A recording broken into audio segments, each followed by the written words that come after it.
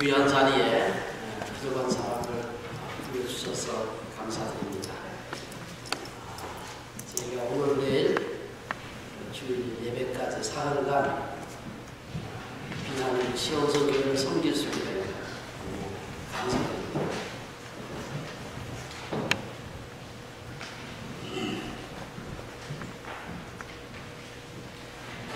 저희가 우리 이 목사님으로부터 말씀 전해달라는 부탁을 듣고 어떤 말씀을 전하는 게 좋을까 생각을 하다가 베드로전서 말씀을 가지고서 함께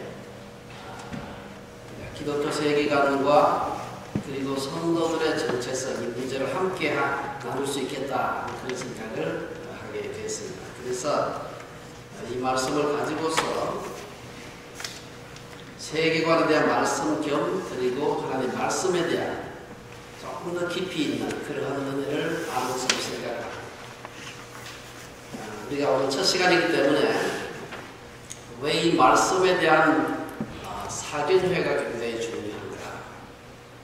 여러분들이 아마 최근에 와서 이 사견회라고 하는 말을 저도 그렇게 많이 듣지를 못했습니다. 저희가 어릴 때는 아주 많이 들었는데 부흥회 하면은 당연히 사경회인들로 그렇게 생각하고 성경을 정해서 성경을 읽어나가면서 목사님이 말씀을 전달하시고 그랬습니다.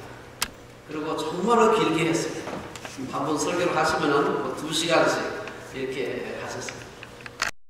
근데 어느 때부터인가 사경회라는 말이 없어지고 여러 가지 다른 행사들로 부흥회라는 말로 또 다른 이름으로 이것이 바뀌었습니다. 그러나 우리가 오늘 이 말씀을 함께 나누기 전에 한국 교회의 우리가 부흥의 원년이라 그러면 여러분 아시는 대로 1907년에 있었던 그 부흥운동을 얘기하는데 그 부흥운동의 뿌리가 사경회였다는 걸 여러분 혹시 아시는지 모르겠습니다. 우리 한국 교회에 공식적으로 개신교 선교사가 발을 디딘 것은 1885년 우리가 잘 아는 아펜젤러 감리교 선교사님과 언더우드 장로교 선교사님이었습니다. 그런데 우리 이 기독교 2000년 역사에서 선교를 받는 그런 피선교지 사람들이 선교사가 공식적으로 개신교 선교사가 들어오기 전에 자기들 손으로 성경을 번역해서 읽고 있었던 나라가 제가 기억하는 것으로는 거의 유일한 민족이 한국 사람입니다. 우리가 잘 아는 대로 이미 선교사가 들어오기 전에 이 로스 목사님의 그 로스 역이라는 것이 우리나라에 이미 보급이 되어 있었습니다. 그런데 로스 목사님 성경 자체를 누가 번역했나? 물론 로스 목사님이 책임을 지고 여러 가지 했습니다만 사실은 한국 사람이 가서 번역을 한 것입니다. 그리고 당시에 있었던 이수정이라는 분이 일본에서 또 성경을 한국말로 번역을 하게 됩니다. 이러한 이 중요한 이 두 성경이 한국 교회에 공식적으로 개신교가 이 선교사를 보내어서 교회를 시작하기 전에 한국 교회의 말씀이 시작된 그런 그루터기가 되었다 이렇게 말씀을 드릴 수 있습니다. 그리고 한국 사람들이 요즘도 교육률이 아주 높습니다만은 과거에도 비슷했습니다. 그래서 한국 사람들은 책만 보면 공부를 하려고 하는 마음이 아주 강합니다. 그래서 이 복음이 처음 전해졌을 때 말씀 중심으로 이것이 이루어졌다 하는 것으로 교회 사가들이 증언을 하고 있습니다. 여러분들이 아마 요즘 우리 좀 젊은 우리 어린 학생들이나 젊은 사람 잘 모르겠습니다만 제가 어릴 때도 권서라고 하는 말을 많이 들었습니다. 권서, 책을 권하는 사람들입니다. 이게 등짐 여기다가 성경책을 잔뜩 쥐고 선교사님 따라다니면서 시골로 다니면서 성경을 나누어 주는 것입니다. 성경을 읽어주고 그 부흥사경회를 어릴 때 저희 교회에서도 시골교회에서 많이 한 그런 기억이 납니다. 부흥사경회를 하면은 이웃에서 아주 먼 데서는 오지 못합니다만은 그래도 요즘 같으면 한 40km, 30km 바깥에 차도 없던 시절에 걸어가지고 부흥회에 오셨습니다. 오셔가지고 머니까 다시 돌아가지 못하니까 부흥회 끝날 때까지 교회에 난로 피우고 함께 자기도 하고 또 사람들 집에 흩어져 가지고 자기도 하고 이렇게 해서 저녁 새벽 낮 저녁 새벽 낮 이렇게 해서 몇 날 며칠 동안 함께 성경을 공부하던 그 기억이 마치 그 어린 시절의 전 추억의 한 부분을 장식을 하고 있습니다. 그리고 저희 부모님도 어느 이웃 교회에서 사경회를 한다 그러면은 이 쌀을 짊어지고 그렇게 부흥회를 갔던 그런 그 기억들이 있는데, 그게 언제부턴가 사실은 우리 교회에서 사라지고 말았습니다. 교회사를 살펴보게 되면은 우리 한국 교회에 있어 가지고 사경회가 가장 많이 있었던 그런 시기가 1903년에서 1907년이었다고 얘기를 합니다. 그 시기에 뭐 그전에도 많이 있었습니다만 특별히 그 시기에 우리 한국 교회에 엄청나게 많은 사경회가 있었는데, 그 기록을 보게 되면은 미국 북장로교 그 선교 구역에서만 1908년 한 해 동안 800여 회의 사경회가 열렸다는 그런 기록이 있습니다. 여러분, 그 당시에 예수 믿는 사람들이 그렇게 많지 않았을 때인데 800여 회의 사경회가 열렸다. 결국은 1907년에 우리나라에 있었던 그 엄청난 그 대부흥 운동이 사경회 때문에 일어난 그러한 것이라고 교회사가들은 얘기를 하고 있습니다. 아쉽게도 이러한 그 성경을 귀히 여기고 성경을 공부하던 그 운동들이 자꾸 쇠퇴하고 있고, 근래에 와서 사람들이 말씀을 보지 않게 되니까 교회에 여러 가지 어려움들이 생기고 있는 것을 볼 수가 있습니다. 그러다 보니까 성경에도 없는 그런 이상한 얘기들이 교회에 많이 얘기되고요. 교회가 사실은 말씀을 전가하는 데가 아니라 사람들을 엔터테인하는 그런 엔터테인먼트의 그 장소가 되어가고 있는 것을 볼 수가 있습니다. 또한 말씀을 전가할 때 우리가 정말 말씀에 기초한 바른 그러한 설교가 이루어져야 될 때, 그런데 사람들이 말씀을 많이 안 보니까 이상한 그 잘못된 변질된 복음들을 전하는 경우가 많습니다. 대표적으로 오늘 우리 한국 교회에 큰 부담이 되고 있는 그러한 운동이라면 사실은 이 번영신학, 프로스페리티 티올로지 운동하고, 또 하나는 불건전한 신비주의 운동입니다. 이게 사실은 성도들이나 교회가 말씀의 기초가 없어가지고 생기는 이 문제라고 볼 수가 있습니다. 그래서 우리가 오늘 시작하는 첫 시간이기 때문에 왜 이렇게 오늘날 말씀 사경회란 말이 없어졌는가? 뭐 꼭 그 말이 없더라도 우리가 말씀을 열심히 연구할 수 있습니다만은, 그러나 교회의 많은 행사들 중에서 사실은 하나님 말씀을 1년에 한 차례, 두 차례 혹은 몇 차례라도 정말 집중적으로 온 성도들이 함께 공부할 수 있는 그런 시간이 있으면 얼마나 좋을까? 저는 그러한 그 말씀을 사랑하는 그 운동이 또 우리 한국 교회나 혹은 교민교회의 부흥의 그런 좋은 기폭제가 되지 않겠나 생각을 해봅니다. 사실 이 말씀 사경회, 말씀을 교회에서 증거한다, 너무 당연한 얘기를 왜 또 하느냐, 아마 그렇게 생각하실지 모르겠습니다. 근데 생각보다도 말씀을 많이 증거하지 않는 것이 현실입니다. 설교가 인터넷에 가면 넘칩니다. 하는 말로 성경에 포로노다음으로 많은 게 설교하는 말이 있을 만큼 설교에 엄청난 설교가 인터넷에 있습니다.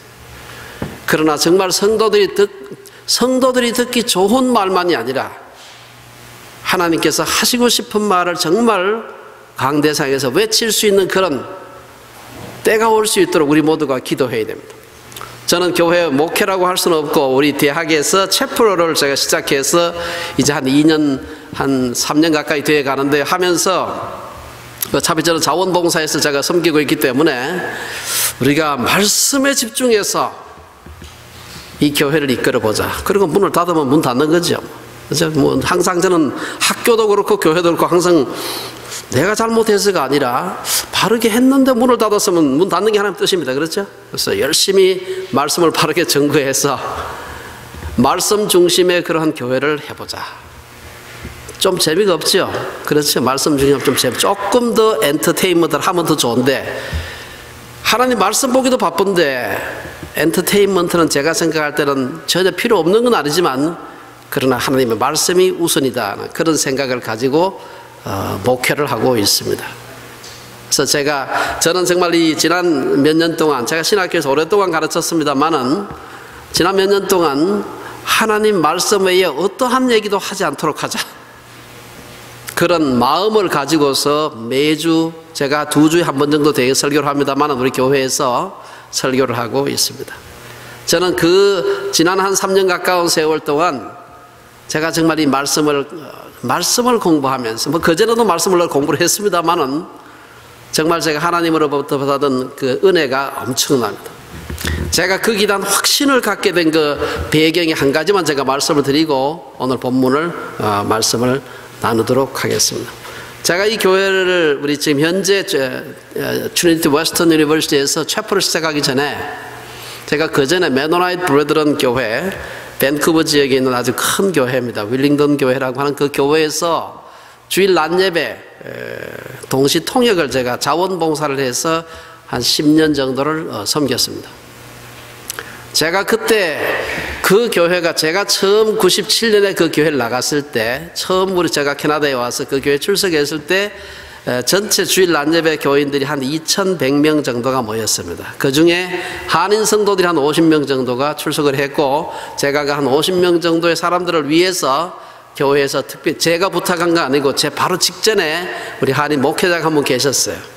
그분이 교회에다 얘기를 해가지고 이건 와이어레스가 아니고 이 와이어드 된 이 헤드셋을 가지고서 통역하는 그 일을 시작을 했고 그분이 얼마 하다가 저한테 물려주고 그분은 다른 사역으로 가셨어요.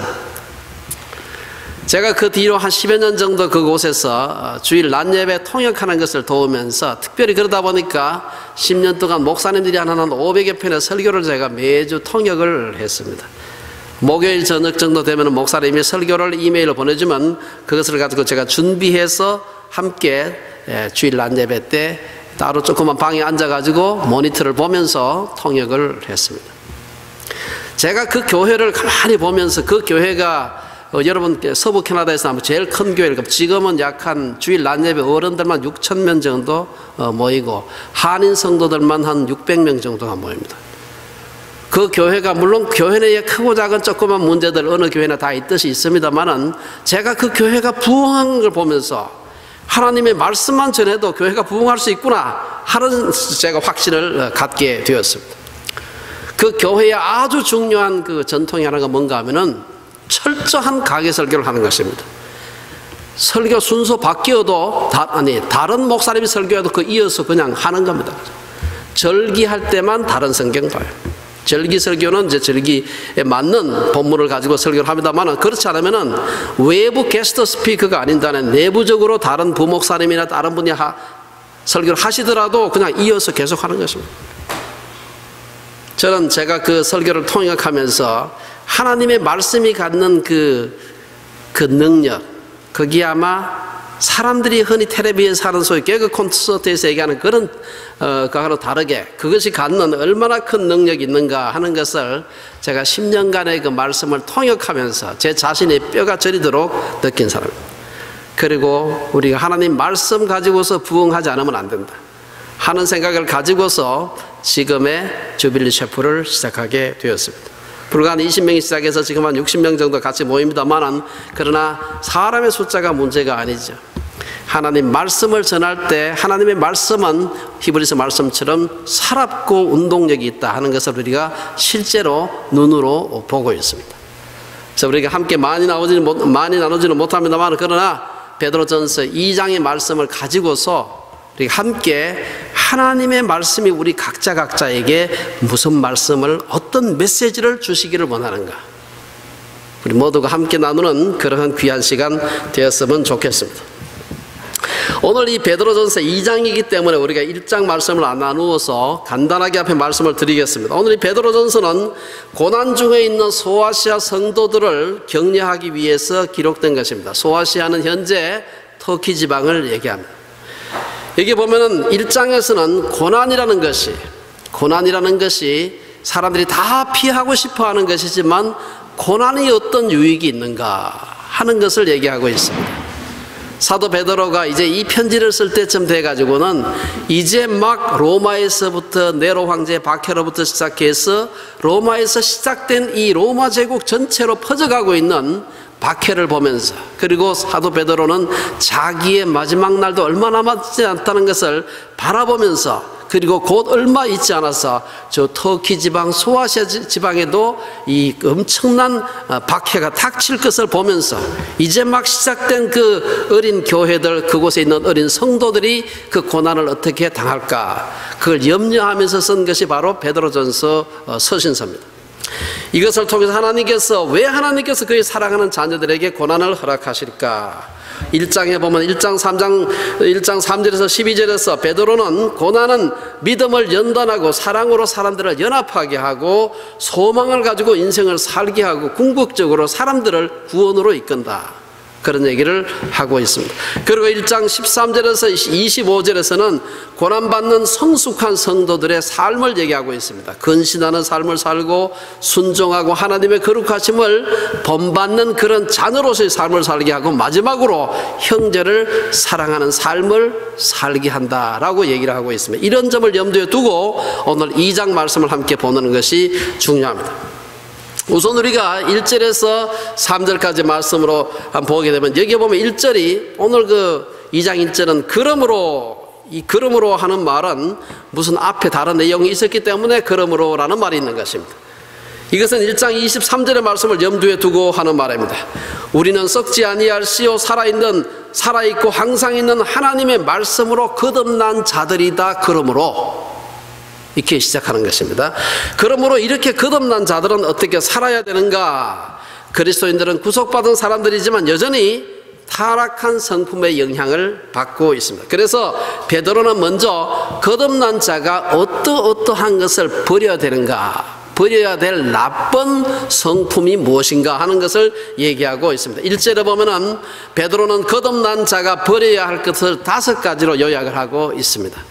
로마서 1장에도 보면 인간의 죄악된 여러 가지 것들을 쭉 나열하고 있습니다. 여러분 집에 가셔서 시간 되시면은 로마서 1장 뒤쪽을 한번 쭉 보시면은 온갖 여러 가지 인간 세상에 있는 악들을 쫙 나열을 하고 있는데, 여기서 오늘 베드로전서 2장에서 나열하고 있는 5가지 이 죄악은, 이것은 구속받은 하나님의 백성들이 모인 교회의 선이 나타나는 그러한 5가지 악을 얘기를 하고 있습니다. 여기서 버린다 하는 말이 있습니다. 그런 그 악한 성품들을 버려야 된다. 버린다. 이 버린다는 원래 그 원어 자체가 옷을 벗어버리듯이 없앤다는 것입니다. 그리스도인들에게 있어서 옷을 버리듯이 벗어버려야 할 것이 있다는 것을 말하는 것입니다. 그래서 무엇을 버릴까? 첫째는 악독을 버리라. 악독이란 말은 뭐 우리말로 그냥 비교적 뜻을 잘 새겨서 번역을 하고 있습니다만, 이것은 특별히 그 당시에 여러분 그 터키가 이방 지대지 않습니까? 이방지들은 어디나 이방인들이 우상을 섬기면서 또 우상의 그 절에 가서 하던 여러 가지 많은 악들이 있습니다. 이러한 그 이교도의 모든 악을 벗어버리라는 말입니다. 악독한 행위에는 부당한 방법으로 자기의 성공을 추구하는 것도 포함이 되어 있습니다. 우리가 때때로 목적이 선하다면 방법도 선해야 되는 것입니다. 때로 성도들 중에서 하나님을 위한다 이렇게 말을 하면서도 악한 방법을 동원하는 그러한 경우가 있음을 사도 베드로가 지적을 하고 있습니다.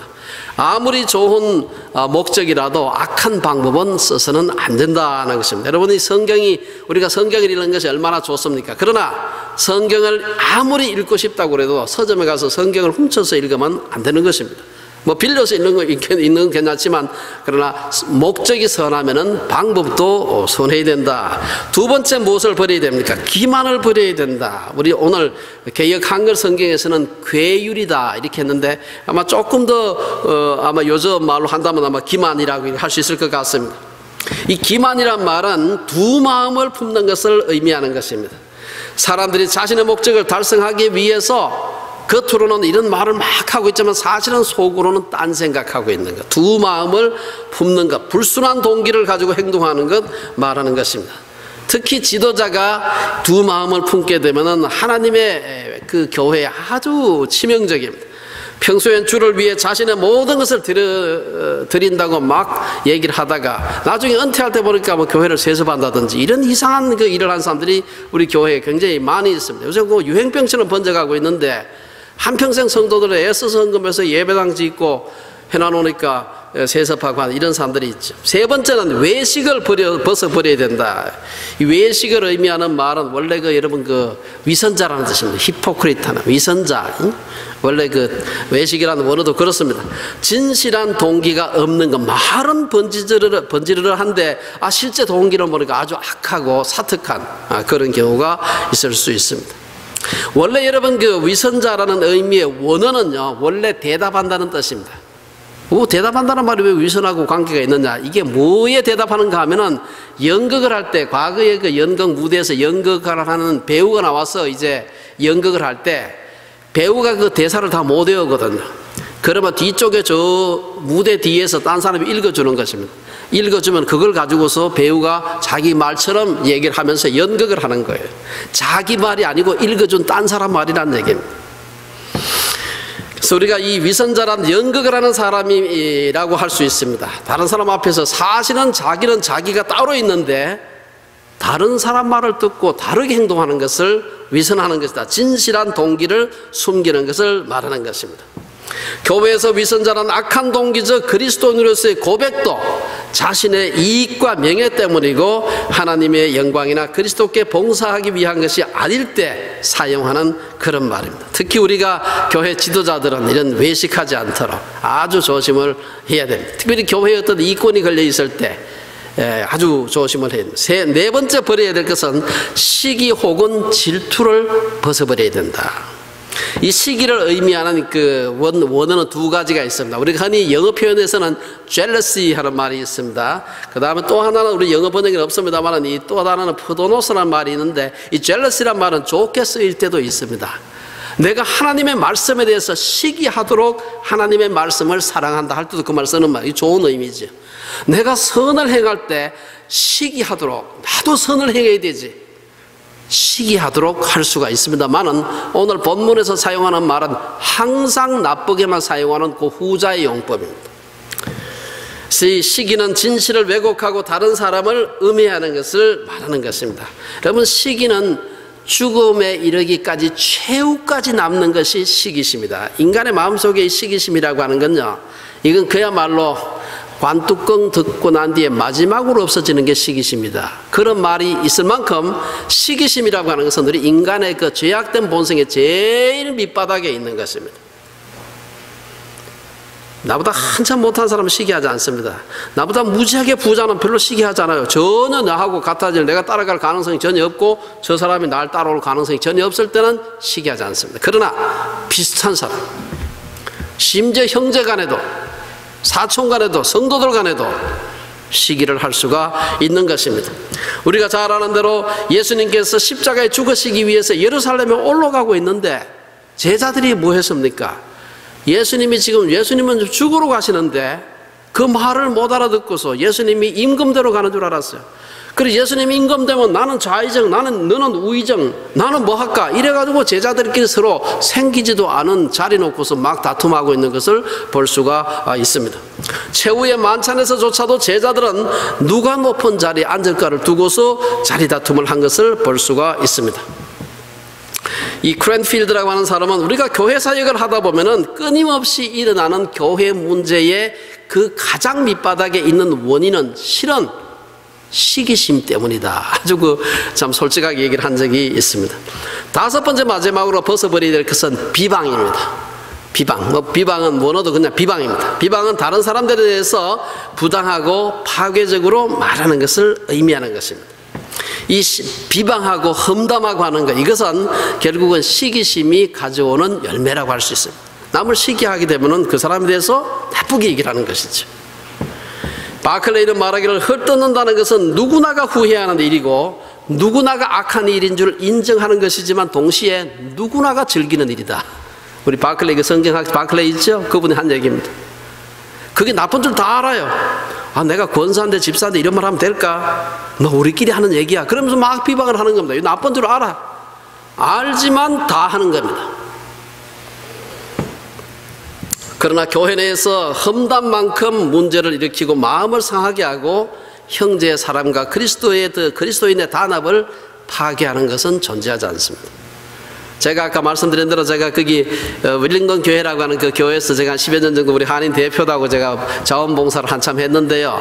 거기에 멤버십 할 때, 교회 이제 멤버십 하잖아요. 할 때 멤버십 서약이 있습니다. 멤버십 서약에 뭐 한 조항이 제가 다 잊어버려서 다 기억을 못 하는데요. 한 열 몇 가지 정도 되는데 그 중에 첫 번째가 교인이 됐을 때, 멤버가 됐을 때 내가 하지 않겠다고 서약하는 첫 번째가 이겁니다. 험담하지 않겠다. 그러면 그 다음 험담이 뭔지 또 정의를 내려야 될 거 아니겠습니까? 험담은 요러요러한 것을 험담이라고 한다. 딱 정해놨어요. 교회가 우리가 바르게 서가는데 얼마나 중요한 게 많이 있습니까? 많은 그 교회에서는 험담하는 것을 하지 않겠다고 하는 서약을, 멤버십 서약할 때 첫 번째 항목으로 딱 정을, 지금도 그렇게 하고 있습니다. 이러한 5가지 그 악행들, 이것은 근본적으로 타락한 인간의 본성이고 모든 사람들의 모습이라고 할 수 있습니다. 근데 특히 한국인들은 시기와 비방이 심합니다. 예수님을 믿는다고 하면서도 유난히 다른 사람들에 대한 시기와 비방이 굉장히 많습니다. 그래서 우리 한국교회가 교민교회 포함해서 잘 갈라지고 잘 싸우는 게 아닌가 하는 그런 생각을 해봅니다. 우리가 첫 번째는 거듭난 자가 버려야 할 것 5가지, 악독 5가지를 말씀을 드리고, 두 번째는 거듭난 자가 사모해야 될 것이 무엇인가, 2절에 보면 그 얘기를 하고 있습니다. 사모해야 될 것은 말씀을 사모해야 된다, 그렇게 얘기하고 있습니다. 그리스도인들은 영적 성숙을 위해서 사모해야 할 것이 굉장히 많이 있습니다만 한 가지를 선택한다면 말씀을 사모해야 된다. 사모한다는 말은 원래 이게 여러분들이 우리 시편 42편을 보면 목마른 사슴이 시냇물을 찾기에 갈급하다 할 때 쓰는 말입니다. 주의 구원을 사모한다, 우리말로 하자면 열망하다, 갈망하다, 간절히 원하다. 영어 표현에는 wish, desire, long for 이런 말입니다. 간절히 바라는 것을 의미하는 것입니다. 목이 말라 못 견딜 때, 혹은 부모가 오랫동안 자녀들을 보지 못했을 때 자녀 보고 싶은 마음이 있지 않습니까? 그런 마음을 표현할 때 쓰는 말입니다. 베드로는 하나님의 말씀을 순전하고 신령한 젖이라고 말합니다. 엄마의 젖이 아이들이 자라는데 완전한 영양분을 제공하듯이 순전하고 신령한 말씀의 젖을 먹을 때 예수 믿게 된 첫 어린 신자들이 자라가는 거죠. 어린 신자만 자라갑니까? 오래된 사람도 말씀의 젖을 먹으면서 자라가는 것입니다. 신약 성경 곳곳에서 말씀을 젖으로 그리스도인을 젖먹는 아이로 비유하고 있습니다. 데살로니가전서 2장에 보면 사도 바울은 자신을 어린아이와 같은 데살로니가 교인들을 보살피는 유모다, 남자지만 유모다, 그렇게 얘기를 합니다. 고린도 교인들이 아직 고기를 먹을 단계에 이르지 않았기 때문에 내가 저주로 양육한다, 이런 표현을 쓰고 있습니다. 히브리서 기자는 마땅히 어른이 되어야 할 사람들이 아직 젖먹이 단계에 있는 것을 책망한 얘기가 히브리서 5장에 나오고 있습니다. 초대 교회에서는 세례를 받고 사람이 이제 거듭나고 세례를 받으면은 예식을 몇 가지를 하는데 그 중에 하나 먹으면 하얀 옷을 입고 어린아이처럼 젖을 받아 먹는 그런 의식을 행했다, 그렇게도 얘기합니다. 베드로는 말씀의 중요성을 1장 끝부분에서도 강조하고 있습니다. 오늘 여기 보면은 너희가 거듭난 것은 썩어질 씨로 된 것이 아니요 썩지 아니할 씨로 된 것이니 살아있고 항상 있는 하나님의 말씀으로 되었느니라. 그러므로 모든 육체는 풀과 같고 그 모든 영광은 풀의 꽃과 같으니 풀은 마르고 꽃은 떨어지되 오직 주의 말씀은 세세토록 있도다 하였으니 너희에게 전한 복음이 곧 이 말씀이니라. 1장 25절에서 23절에서 25절까지 마지막 부분을 그렇게 얘기하고 있습니다.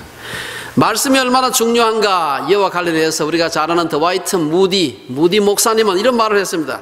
죄가 우리를 성경에서 멀어지게 하거나 성경이 우리를 죄에서 멀어지게 한다. 나와 말씀의 거리는 나와 하나님과의 거리라고도 할 수가 있습니다. 이교 사회와 악과 싸워 이기기 위해서 그리스도인은 하나님의 말씀인 깨끗한 양식으로 영혼과 삶을 강하게 만들지 않으면 안 되는 것입니다. 여기서 순전한 말씀, 순전한 젖, 순전한이란 말은 우리가 밥 먹을 때 여러 가지 다른 게 섞이면 안 되지 않습니까? 겨라든지 먼지 같은 무해하고 유용한 것이 조금 더 섞이지 않도록 알곡 나다를 나타낼 때 쓰이는 말입니다. 인간의 지혜에는 무용하고 유해한 것들이 섞이지만 하나님의 말씀은 온전하다. 우리가 나쁜 음식을 먹으면 건강을 해치게 됩니다. 이 시대에 사람들의 건강을 해치는 가장 큰 그 음식물이 바로 그 인스턴트 식품들입니다. 여러분 생각할 때 1년 놔둬도 생겨 썩지도 않는 그러한 엄청나게 많은 방부제를 넣은 그런 음식은 사람들 몸에 굉장히 해롭습니다. 겉으로는 번지르르하고 달콤하지만 오랫동안 먹으면 사람들의 건강을 해치는 것이지. 오늘 아까 말씀드렸습니다만 번영신학, 예수 믿으면 병도 나고 사업도 잘 되고 하는 이런 성공신학은 영적 건강을 해치는 대표적인 이 시대의 영적 유해식품 중에 하나입니다. 그 외에도 오늘날 건전하지 못한 복음이 교회 주변에 널려있기 때문에 이를 분별하는 지혜가 없으면은 이게 몸에 좋은 것인지 나쁜 것인지도 모르고 사람들이 그냥 가서 먹는 경우가 있습니다. 이런 집회가 곳곳에 열리고 있습니다. 그래서 이상한 집회할 때 목사님한테 물어보고 가라고 하는 이유가 여기 있어. 목사님 뭘 독점하고 싶어서가 아니라 너무나 주변에 그런 집회들이 많이 널려 있습니다. 겉으로 보기에는 굉장히 그럴싸한데 한참 먹다 보면 사람이 골병이 드는 그런 집회들이 굉장히 많습니다. 그래서 우리가 말씀에 대한 그러한 것을 분별하는 신학적인 소양이 필요한 것입니다. 저는 그래서 우리 성도님들이 목회하기 위해서 신학하는 사람은 신학을 많이 해야 됩니다. 아주 오래 걸리고 힘도 들고 하는데 꼭 그렇지 않더라도 우리 교회 지도자 되실 분들은 형편만 되시면 신학교에 가서 중요한 거 몇 개라도 이렇게 틈내가지고 좀 듣는 것을 제가 권하고 싶습니다. 세 번째, 그러면 어떤 자가 말씀을 사모하는가? 3절에 보면은 주의 인자하심, 즉 주의 사랑을 맛본 자들이다 라고 얘기합니다. 시편 34편 8절에 보면 너희는 여호와의 선하심을 맛보아 알지어다, 이 말씀을 암시하고 있는 말씀입니다. 하나님 말씀에 대한 사랑은 하나님의 사랑을 경험하는 것과 직접 관련되어 있습니다. 하나님의 인자하심이 그리스도인의 게으른 삶에 구실이 될 수 없음을 의미하는 것입니다. 하나님의 인자는 그리스도인들이 더욱 말씀을 공부하고 그대로 살아가는 자극제가 되는 것입니다. 그 다음에 우리가 4절에서 7절에 보면 이제 그리스도인의 삶에서 그리스도를 본받는 자의 삶에 대해서 말하고 있습니다. 모든 사람들에게 동일하게 중요하지만 특별히 성장기 자녀들에게 중요한 것은 내가 도대체 누구인지 아이덴티티, 자기의 정체성을 아는 것입니다. 오늘 이 4절에서 7절 말씀은 그리스도인의 정체성을 말하고 있습니다. 내가 도대체 누구인지 알려면은 내가 구주라고 고백하는 예수님이 누군지를 먼저 아는 게 필요합니다. 4절 5절에 보면 예수님을 가르쳐서 사도 베드로는 산돌이다. 산돌. 이 산돌의 반대는 죽은 돌입니다. 세상에 죽은 돌도 많이 있죠. 예수님을 가리켜서 산돌이다 이렇게 얘기하고 있습니다. 그래서 산돌이 되어 영적인 하나님의 집의 건축자재가 되고 또한 하나님이 받으실 만한 영적 제물을 드리는 거룩한 제사장이 되라고 우리에게 말하는 것입니다. 여러분, 제사장이라고 하는 것은 여기서 말하는 제사장은 어느 한 개인을 가르치는 말이 아닙니다. 그래서 여기서는 제사장들의 단체, 제사장들의 모임을 의미하는 것입니다. 이것은 교회를 말하는 것입니다. 그러므로 제사장이라고 생각할 때 내가 제사장이다 그 생각하지 마시고 우리가 제사장이다 그렇게 생각하는 것이 성경적입니다. 그러면 살아있는 돌과 죽은 돌의 차이는 무엇입니까? 아니, 생명체와 무생명체의 차이가 무엇입니까? 생물이 무생물과 구분되는 가장 중요한 특징은 자기 증식 능력입니다. 에너지 변환 능력 뭐 이런 것도 있습니다. 자기 증식 능력, 이게 불어날 수가 있어야 되는 것입니다. 예수님은 산돌이기 때문에 그분이 역사하는 어디에서나 생명의 증식, 요새 우리 교회 말로 하자면 선교가 일어나는 것입니다. 저는 교회를 하면서 정말 이걸 많이 경험을 자꾸 하게 됩니다. 그렇게 예수를 안 믿는 사람이 교회를 나와서 야, 이 설교 가지고 사람이 변화되겠나 싶은데 사람들이 변해요. 그 참 이상하다. 제가 생각해도 신통할 만큼 사람이 변합니다. 어떻게 그 말씀 듣고 사람이 변할까? 마찬가지로 우리가 그분을 닮아서 산돌이 된다는 것은 우리를 통해 새로운 생명의 역사가 일어나고 이를 통해 하나님의 집, 하나님의 교회가 만들어지는 것을 의미하는 것입니다. 두 번째 예수님은 누굽니까? 오늘 6절 7절에 보면 예수님은 산돌임과 동시에 모퉁이 돌이다 그렇게 얘기를 하고 있습니다. 이것은 특별히 6절 말씀은 이사야서의 말씀을 인용한 것입니다. 이사야서 28장에 보면은 그러므로 주 여호와께서 이같이 이르시되 보라 내가 한 돌을 시온에 두어 기초를 삼았노니 곧 시험한 돌이요 귀하고 견고한 기초돌이라 그것을 믿는 이는 다급하게 되지 아니하리로다. 7절 말씀은 시편 말씀을 인용한 것인데 건축자가 버린 돌이 집 모퉁이의 머릿돌이 되었나니 이 구약의 말씀을 여러분 그냥 인용을 하고 있는데, 제가 베드로가 어떤지, 제가 어떤 분인지 성경에 나와 있는 것 외에 제가 자세히 잘 모릅니다만은, 우리가 흔히 베드로가 무식한 어부였다 그렇게 생각을 하고 있죠. 근데 제가 아직도 궁금한 게 뭔가 하면은, 베드로가 그 옛날이나 지금이나 사실 어부라 그러면 뭐 그렇게 학식이 많은 사람이 아니고 별로 학식이 없는 사람인데 어떻게 이렇게 구약을 많이 알았을까? 그냥 다운표에서 인용하는 게 아니에요. 구약의 몸에 배어 있는 것입니다. 그래서 말씀을 전할 때 구약의 말씀을 여기저기 몇 장 몇 절 이렇게 얘기하지도 않고 그냥 여기저기 그냥 마치 소화돼가지고 자기 속에 다 들어있는 것처럼 자연스럽게 인용을 하는 것입니다. 오늘 이사야서에서 기초돌이라고 한 것을 본문에서는 모퉁이돌이라고 말하고 있습니다. 베드로는 산 돌들이 모여 지어지는 하나님의 집에 모퉁이돌이 바로 예수님이다, 그렇게 얘기하고 있습니다. 여러분, 집을 지을 때는 모퉁이돌, 그 주춧돌이 제일 중요합니다. 주춧돌 위에 모든 집의 무게가 다 얹히기 때문에 아무리 큰 집일지라도 그 집의 중량이 그 모퉁이돌 위에, 기초돌 위에 다 얹혀지는 것입니다. 그렇기 때문에 그 잘못된 기초돌 위에 얹어진 집은 아주 넘어지기가 아주 쉬운 것입니다. 그래서 우리가 예수님은 산돌이면서 동시에 모퉁이돌이 되는 것입니다. 그래서 6절과 7절을 비교해 보면 모퉁이돌은 몇 가지 특징이 있는데, 첫째는 하나님이 택하신 모퉁이돌이다, 그렇게 얘기를 하고 있습니다. 탁월한 건축자들이 쓸모없는 줄 알고 버렸어요. 유대인들 지도자들이 잘난 척하고 예수님을 갖다가 막 핍박하다가 죽였습니다. 버렸어요. 버렸는데 나중에 보니까 그 버린 그 돌 예수님이 하나님의 집 교회를 만드는 모퉁이돌이 되었다는 것입니다. 세속적인 눈으로 보면 예수님은 별 쓸모가 없는 그런 존재로 보였습니다. 유대인 종교 지도자들이 봤을 때는 별 볼 일 없는 가나안 저 변방에 갈릴리에서 무슨 선한 것이 나겠느냐 라고 하는 그 지방 출신입니다. 저도 그래서 가끔 그 말합니다. 점촌에서 무슨 선한 것이 나겠느냐. 제가 우리 집 점촌인데 가끔 제가 예수 믿으면 날 수 있다, 그래 생각하는 것입니다. 거기에서 무슨 선한 것이 나겠느냐. 그런데 사람들이 그렇게 생각한 그 버린 돌을 가지고서 하나님께서 교회를 세우는 모퉁이돌로 사용했다는 것입니다. 예수님을 택해서 교회의 주춧돌이 되게 하셨는데요, 이것은 가이사랴 빌립보에서 베드로의 신앙 고백을 듣고 예수님께서 너는 베드로라, 내가 이 반석 위에 내 교회를 세우리니 하는 말씀을 염두에 두고 있는 것으로 생각이 됩니다. 두 번째 모퉁이돌은 보배로운 모퉁이돌이라고 얘기합니다. 믿는 사람들에게 예수님은 구원과 영생을 베푸시는 보배로운 모퉁이돌이지만 믿지 않는 자들에게는 걸려 넘어지는 걸림돌이 되는 것입니다. 여러분, 돌이 모퉁이돌이 될 때는 집을 세우지만 그 돌이 없으면 그냥 갈 길을 갔다가 나쁜 짓 하는 사람은 그 돌에 걸려 넘어집니다. 이 돌에 똑같은 돌 놓고 두 가지 역할을, 하나는 이 집을 세우는 기초돌이 되기도 하고 또 하나는 죄 짓는 사람에게 걸려 넘어지는 돌이 될 수가 있는 것입니다. 세 번째, 예수님은 그를 믿는 자는 부끄러움을 당치 않게 하는 모퉁이돌이라고 얘기하고 있습니다.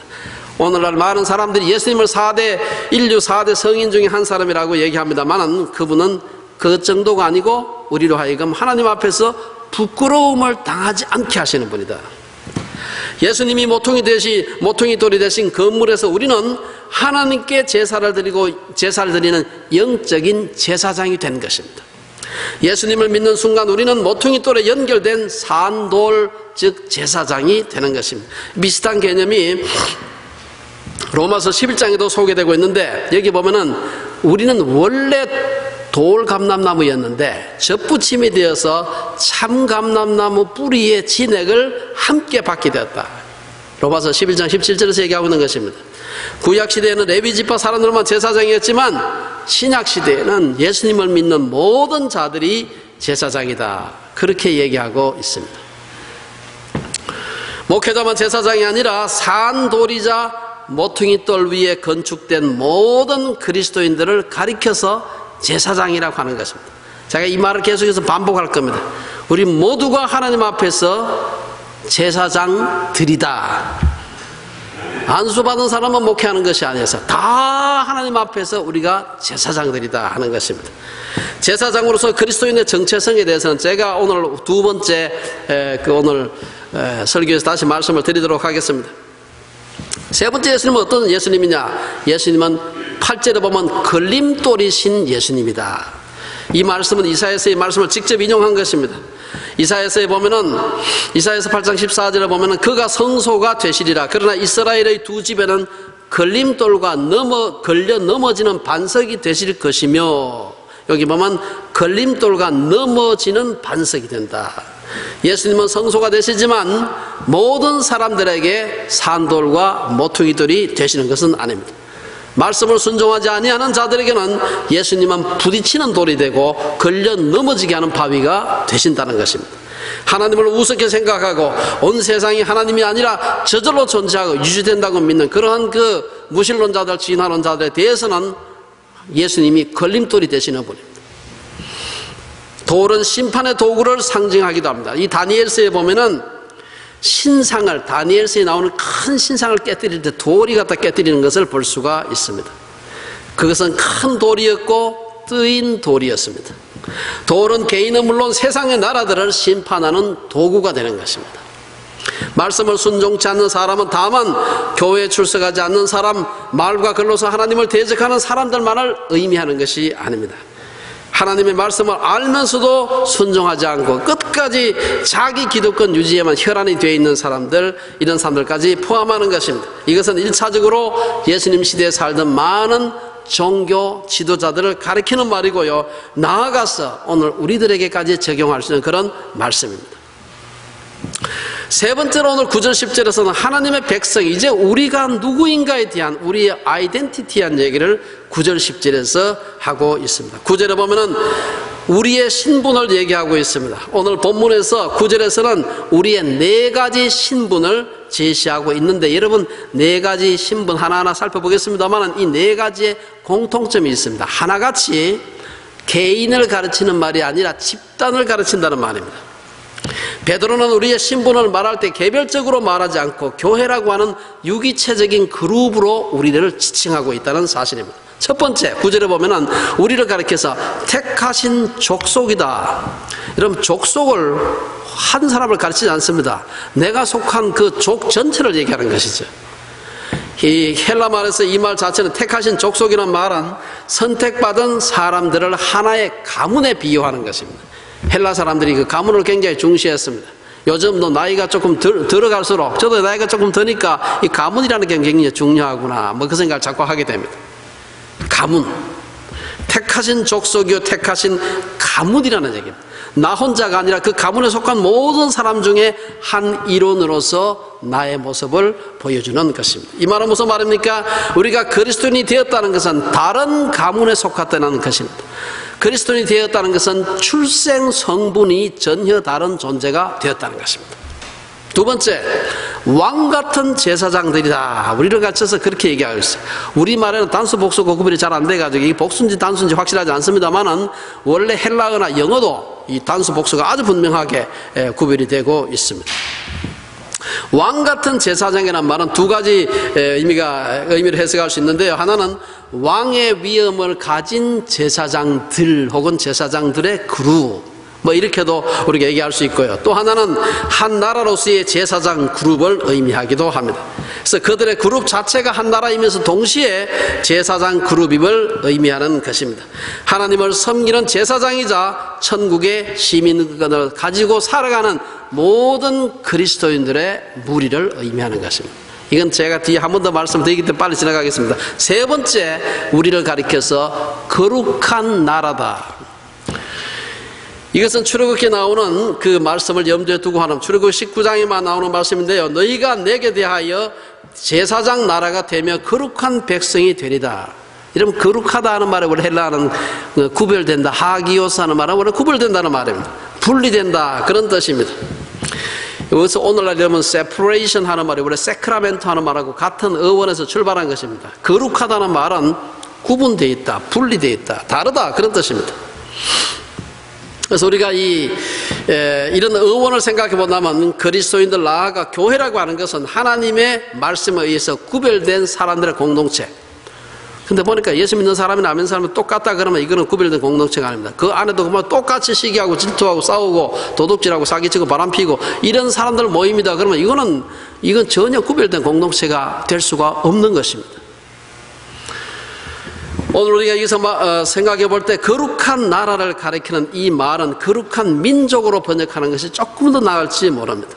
이것은 신자 개개인이 거룩한 민족이라는 의미가 아닙니다. 신자는 개인적으로서가 아니라 민족과 같은 조직체 안에서의 성원으로서만 그 신자됨의 의의와 목적을 갖는다는 것을 의미하는 것입니다.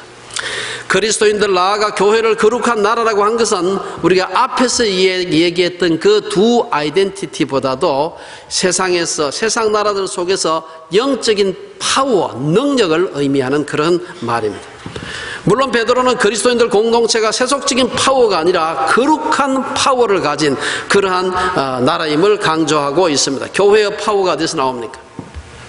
오늘 이 말씀으로 볼 때 교회의 능력은 1년 예산에서 나오는 게 아닙니다. 사람 머리 숫자 가지고 나오는 것도 아니고 교회 큰 건물에서 나오는 것도 아니고요. 교회의 능력, 그리스도의 능력은 하나입니다. 구별된 거룩한 성별에서 나오는 것입니다. 이걸 오늘 많은 사람들이 몰라요. 교회 예산 뭐 몇백억 되면 그게 대단한 능력입니까? 물론 큰 건물은 짓겠죠. 그러나 능력이라고 하는 것은 사람들을 변화시키는 능력입니다. 우리가 구별된 삶을 살지 않으면, 구별된 교회가 되지 않는다면 그것 보고 변화되는 능력은 생기지 않는 것입니다. 오늘 왜 교회들이 세상에 대한 그 영향력, 파워를 상실했습니까?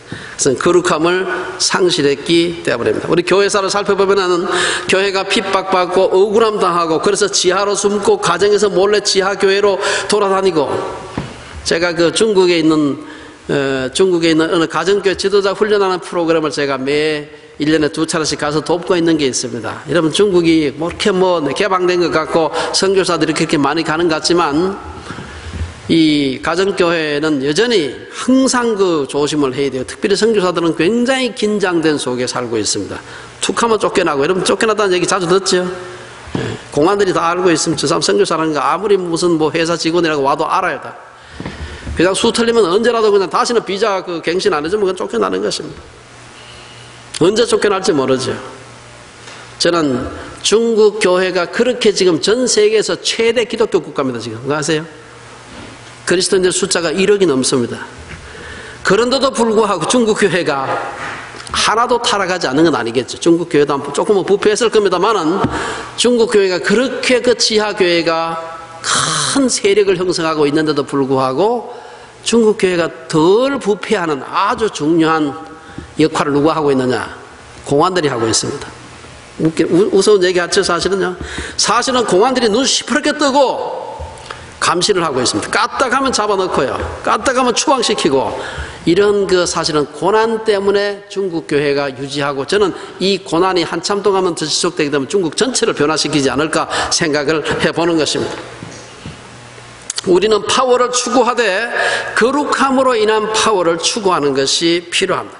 사람들이 시기하고 질투하고 하는 세상적 파워가 아니라 사람들이 존경하고 진정으로 부러워하는 그런 구별된 거룩함의 파워를 추구하는 것이 필요합니다. 이러한 사람들의 모임을 갖다가 우리는 거룩한 나라다, 그렇게 얘기를 하는 것입니다.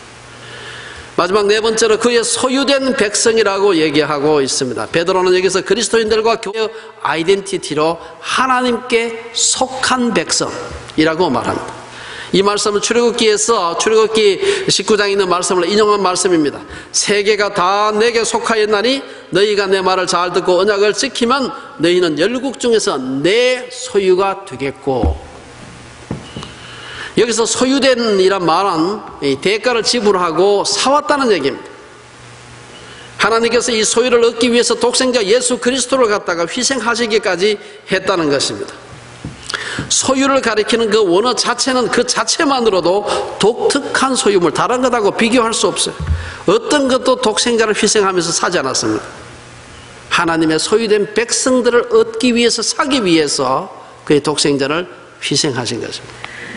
여러분, 우리가 하도 많이 들어가지고 귀에 별로 이상하게 안 들리죠, 그게. 예수께서, 하나님께서 독생자를 희생하셔서 우리들을 구원하셨다. 우리 다 자녀들이 있는 그런 부모님들이 대부분일 텐데 우리 자녀 손가락 하나 끊어줄 수 있으면 손가락 요만큼 베도 내가 베는 것보다 더 아픈데 어떻게 그 손가락 하나도 끊어줄 수 없는데 독생자를 세상에 보내어 죽게 하셨다. 그렇게까지 우리를 사랑한, 그래서 구원한 우리가 특별한 사랑의 대상이라는 사실입니다. 오늘 이 말씀을 갖다가 NIV 성경에서는 하나님께 소속된 그런 민족이다 이렇게 번역하고 있습니다. 우리가 하나님의 소유물이라는 것입니다. 이 소유란 말이 세상에서는 내가 누구 사람의 소유라고 하면 기분이 나쁜 말입니다. 내가 누구의 소유냐? 나는 자유인이지. 그러나 하나님의 소유라고 하는 것은 이 세상에서 우리가 얻을 수 있는 가장 영광스러운 우리의 아이덴티티인 것입니다. 그리스도인들이나 교회가 하나님의 소유라는 말은 더 이상 우리는 자신의 소유가 아니라는 것을 의미하는 것입니다. 그리스도인들이나 교회는 하나님의 소유물이기 때문에 그분이 책임을 지신다는 의미도 그 속에 들어있습니다. 그리스도인들은 예수 그리스도에 대한 신앙 고백 위에 세운 교회 건물의 벽돌과 같은 그런 존재들입니다. 이것은 기독교가 공동체임을 확실하게 말해주는 것입니다. 여러분은 교회의 그 벽돌이라고 하는 것은 낱개가 여기저기 벽돌이 굴러다니는 것은 아무런 소용이 없고 그건 가치도 없습니다. 고립된 기독교, 고립된 신자라는 말은 무신론적 기독교라는 말하고 같습니다. 이게 앞뒤가 안 맞는 소위 옥시모론입니다. 그 자체 내에서 말 자체가 모순이 되는 그런 말입니다. 적군이 침입할 때 나 혼자 나라를 위해서 봉사하기 위해서 혹은 적군으로부터 나라를 지키기 위해서 내가 달려나가리라 그렇게 하면 안 되는 것입니다. 적군이 쳐들어오면 군대에 들어가야 되는 것입니다. 자기 혼자 가서 총들과 싸우겠다 그거는 안 되죠. 그러면 우리에게 왜 이런 기가 막힌 감당할 수 없는 네 가지 아이덴티티를 우리에게 하나님이 주셨는가? 오늘 9절 하반절에서는 우리에게 그 축복의 목적, 그 아이덴티티를 주신 목적을 언급하고 있습니다. 오늘 이 9절 하반절에서는 우리를 어두운 데서 빛 가운데로 불러내신 하나님을 찬양하고 하나님의 아름다운 덕을 선포하기 위해서 그렇게 했다. 여러분 이것은 그 이사야 42장을 인용한 말인데요. 이는 너희를 어두운 데서 불러내어. 여러분 그 성경에 보면요, 신약 성경 기자들이 얼마나 성경을 많이 알고 있었나 하는 것을 볼 수 있습니다. 이게 구약에서 인용한지 여러분 아마 많은 분이 몰랐을 겁니다. 인용하는 같지도 않게 그냥 줄줄줄줄 사서삼경이 막 몸에 배어 있는 사람은요, 사서삼경 무슨 편 몇 절에 있는다 그 말 하지 않습니다. 그냥 자기 말로 그냥 줄줄 하는 것처럼 신약의 기자들이 구약을 청통하고 있는 것을 볼 수가 있습니다. 여기서 너희를 어두운 데서 불러냈다. 이 어두운 데란 말의 원래 그 뜻은요, 영적으로 무지한다는 말입니다. 그 영적으로 무지한 데서 우리를 불러내어서 빛 가운데로 들어가겠다. 그런 뜻입니다. 그 기이한 빛에 들어가게 하신 자, 이 시편 36편에 나오는 말입니다. 이 빛이란 예수 그리스도의 빛을 말하는 것입니다. 그리스도는 빛이시고 우리는 이 빛을 사람들에게 선포할 책임이 있는 것입니다. 오늘 이 빛에 대한 말씀을 할 때 이 사도 베드로는 두 가지를 중요한 사실을 여기서 염두에 두고 있는데 이것은 구약에 나오는 유대인들의 유월절을 염두에 두고 하는 말입니다. 애굽에서 해방된 것을 어두움에서 기이한 빛으로 부름받은 것으로 성경은 묘사하고 있습니다. 이에 대해서 구약 선지자들은 하나님이 자신을 찬양하도록 하기 위해 자기 백성을 구속하셨다. 그래서 오늘 본문은 우리를 어두운 데서 불러내어 그의 기이한 빛에 들어가게 하신 이의 아름다운 덕을 선포하게 하려 하심이라. 말이 좀 번역이 돼가지고 좀 꼬이는 것 같습니다만은 우리에게 그 네 가지 축복된 아이덴티티를 주신 이유는 하나님의 아름다운 덕을 선포하시기 위함입니다. 결국 우리를 하나님의 백성으로 삼으신 이유는 단순히 죽은 후에 천국 가기 위함이 아니라 이 세상에 살아있는 동안 하나님의 아름다운 덕을 선포하기 위함입니다. 어디서 선포합니까? 교회에 와서만 찬송할 때 선포합니까? 그렇지 않습니다. 우리의 나머지 the other 6 days, 우리의 나머지 6세 동안 우리가 속한 가정이나 직장이나 학교나 어느 곳에든지 우리를 부르신 분의 아름다운 덕을 선전하라고 우리를 부르신 것이라는 것입니다. 마지막 축복의 회상을 10절에서 하고 있습니다. 10절은 우리의 과거의 신분과 현재 신분을 비교하면서 그리스도 안에서 우리가 받은 엄청난 축복을 회상하게 하고 있습니다. 이제는 우리가 하나님의 백성이 아니었는데 이제는 하나님의 백성이 되었다는 것입니다. 이제는 하나님의 자비를 받지 못했지만 이제는 자비를 받는 자들이 되었다는 것입니다. 이 말씀은 호세아서 말씀을 염두에 두고 있는 것으로 보입니다. 호세아서 2장에 보면 내가 나를 위하여 그를 이 땅에 심고 긍휼히 여김을 받지 못하였던 자를 긍휼히 여기며 그 다음에 내 백성 아니었던 자에게 향하여 이르기를 너는 내 백성이라 하리니 그들은 이르기를 주는 내 하나님이시라 하리라. 자, 그러면 우리를 하나님께서 이렇게 부르셨는데 어떻게 부르셨느냐? 4가지 신분인데 하나로 그냥 묶어서 말하면 우리를 하나님이 제사장으로 부르셨다. 제사장으로. 오늘 9절에 있는 말씀입니다. 베드로는 부족하고 허물 많은 우리들에게 우리가 감당할 수 없는 분에 넘치는 말로 우리를 격려하고 있습니다. 우리가 흔히 종교 개혁자들이 만인 제사장 혹은 만인 사제직 뭐 그런 말을 많이 합니다만 거기 바로 이 베드로전서 2장 9절에서 나온 말씀입니다. 오늘 본문은 만인 제사장 선언문이라고도 할 수 있습니다. 그러면은 모든 성도들이 제사장이라는 것은 무엇을 의미하는가? 제사장이 또 무엇인가? 여러분, 제사장이란 원뜻 자체는 다리 놓는 사람입니다. 이 사람 저 사람 연결시켜주는, 하나님과 인간 사이에 다리를 놓아주는 그런 사람이다. 그래서 우리가 이 사도 바울도 그 용어를 찾았습니다. 나를 하나님께서 불러서 이방인과 하나님 사이에 다리 놓게 한 사람이다. 이런 말을 사용을 하고 있습니다. 두 번째는 하나님께 제물을 드리는 자라는 것입니다. 우리 구약시대에는 동물을 하나님 앞에 제물로 드렸습니다만 신약 시대의 그리스도인들의 제물은 그 우리의 삶과 우리의 행위, 우리의 예배, 나아가서 우리 자신이 그 제물이 되는 것입니다. 제사장이란 세상의 구원과 변화를 위해 자신을 드린 모든 그리스도인들이 제사장입니다. 그리스도인들은 노예가 아니라 자유인들입니다. 노예는 기계처럼 시키는 일만 하지만 자유인은 자기가 생각할 때 귀하다고 생각하는 것을 하는 사람들입니다. 말씀으로 세상을 변화시키기 위해 스스로 희생하는 사람이라면 누구나 성직자요, 이를 위해 종사하는 직업은 무슨 일이든지 그것은 성직이라고 할 수가 있는 것입니다. 세 번째, 제사장은 하나님 뜻을 이루는 자입니다. 마태복음 6장 33절에 너희는 먼저 그의 나라와 그의 의를 구하라고 했는데 여기서 나라라고 하는 말은 하나님의 통치가 이루어지는 그 영역을 말하는 것입니다. 의는 하나님의 뜻을 말하는 것입니다. 하나님의 통치와 하나님의 뜻을 먼저 구하는 직업이 성직이다. 그게 서시 가기를 하든지 아니면 청소를 하든지 운전을 하든지 관계가 없습니다. 신학교 교수를 하든지 목회라든지 관계없이 이 목적에 맞게 일하는 사람을 우리는 감히 성직자라고 하고 그런 일을 성직이라고 얘기하는 것입니다.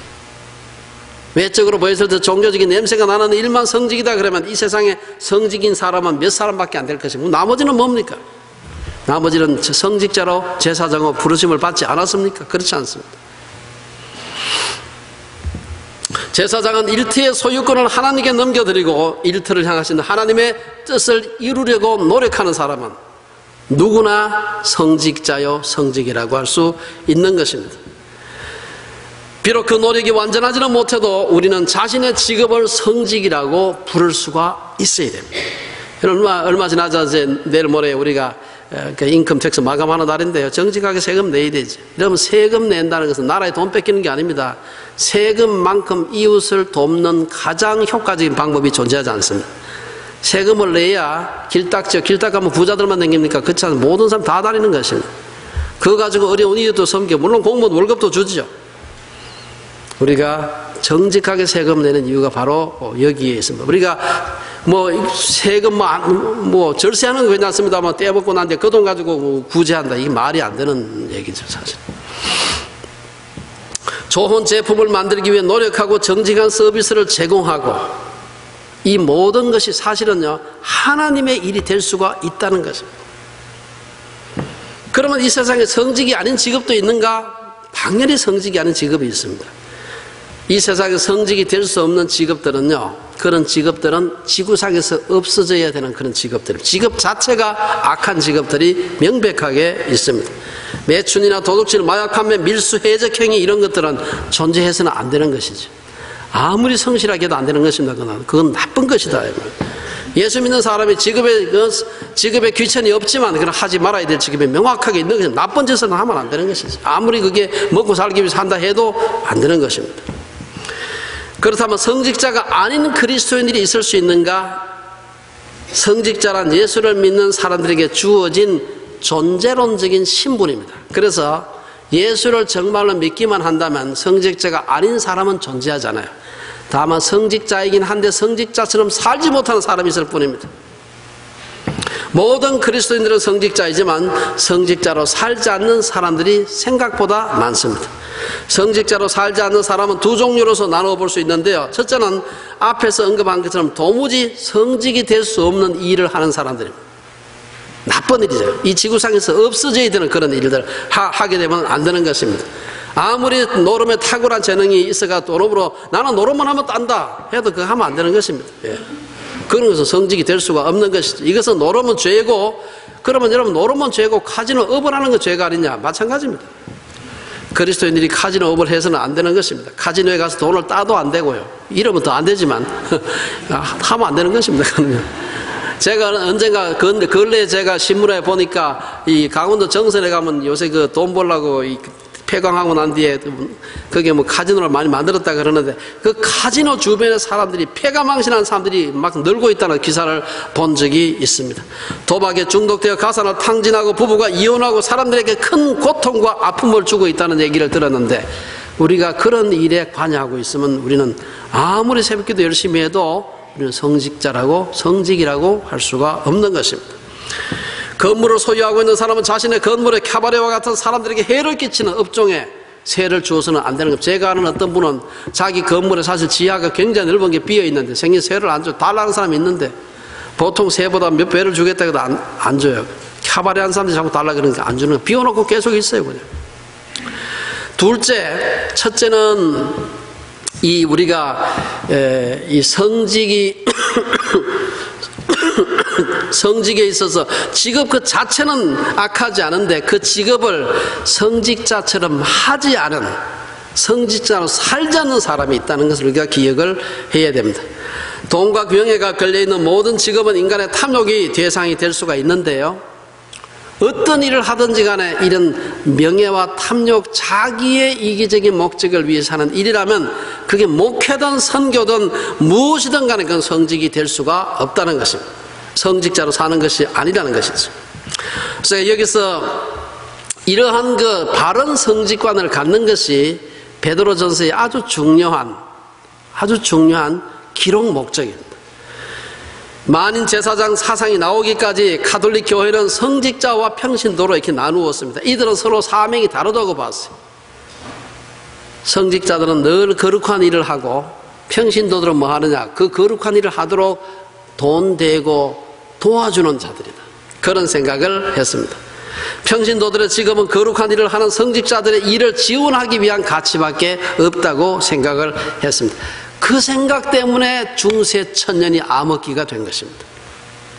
아쉽게도 가톨릭의 그 엄청난 실수를 고치기 위해서 종교 개혁을 일으켰습니다만은 이 개신교도 또 점점 세력이 커지고 사람이 많아지다 보니까 다시 가톨릭화하는, 용어는 바뀌었지만 다시 그 정신이 가톨릭화 되어가는 아쉬운 것을 볼 수가 있습니다. 성도들은 피동적으로 사역을 받기만 하고, 사역이라는 것은 몇몇 안수받은 성직자들에 의해 이루어지는 일로 전락해버린 것입니다. 우리의 일터가 성직을 수행하는 곳이 되기 위해서는 일터를 향하신 하나님의 뜻을 구하는 것이 필요합니다. 일터를 성직으로 만들기 위해서는 먼저 일과 직업을 대하는 태도부터 바뀌는 것이 필요한 것입니다. 출근하는 것을 교회 가는 것처럼 내가 섬겨야 할 고객들을 주님 대하듯 하는 것입니다. 그럴 때 우리의 직업은 성직이 되는 것이고 우리는 성직자로 사는 것입니다. 요즘 가정교회라는 게 유행하고 있습니다. 그런데 가정교회 운동에서는 목자를 세워서 목장 관리를 하고 있는데요, 이 저는 참 귀한 운동이라고 생각을 합니다. 어떤 의미에서 성도들을 성직자로 대우하는 듯이 보입니다. 그러나 성도들의 성직자됨은 가정교회보다는 세상에서의 삶을 통해 드러나야 됩니다. 직장에서, 가정에서, 그 외 사회적인 활동에서 나타나야 되는 것입니다. 성도들은 목회자의 사역을 도와서 교회 인건비 줄이는 목회 보조자가 아닌 것입니다. 결론적으로 한두 가지 권유 말씀드리고 마치겠습니다.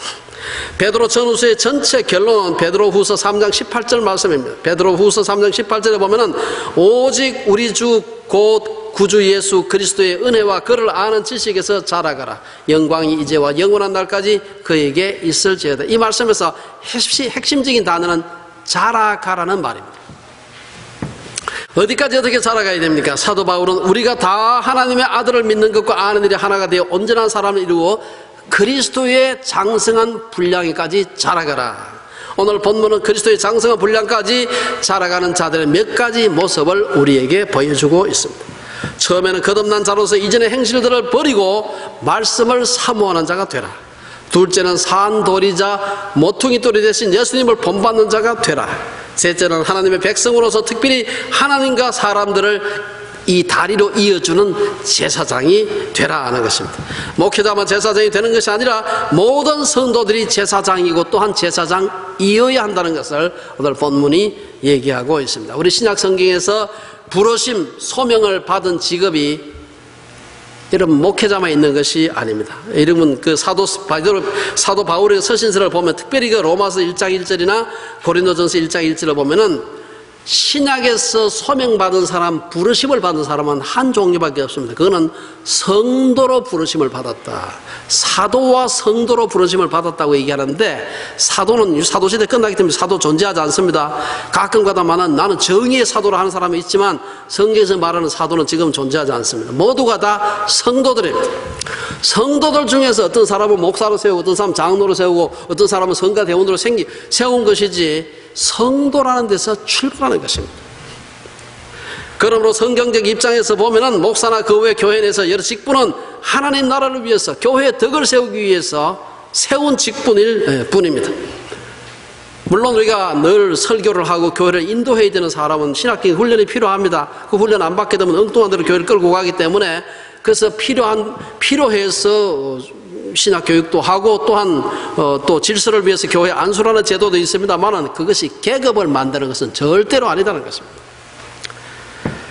다만 목사는 설교를 하는 등 교회의 지도적 위치에서 일을 하기 때문에 다른 직분보다 영향력이 크기 때문에 좀 적절한 신학적 훈련과 좀 신중히 세워야 하는 것일 뿐입니다.